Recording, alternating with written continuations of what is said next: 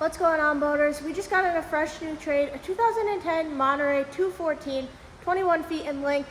This is the perfect runabout boat for you and your family this summer. Let's check out a few features. Starting off in the back, you have a huge swim platform. You have your transom audio control. You have a huge sun pad as well. This also flips up to become a transom walkthrough. You have a nice wraparound seating here in the back. You do have a sports tower, so you can go wakeboarding, skiing. You also are going to have your manual folding bimini. You have your captain's chair and co-captain's chair, both with bolster cushions. This boat has 383 hours on it, so it still has a lot of life left in it.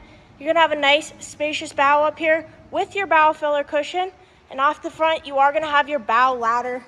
You're going to want to come check out this boat at MarineMax Nisswa or visit it on our website at MarineMax.com.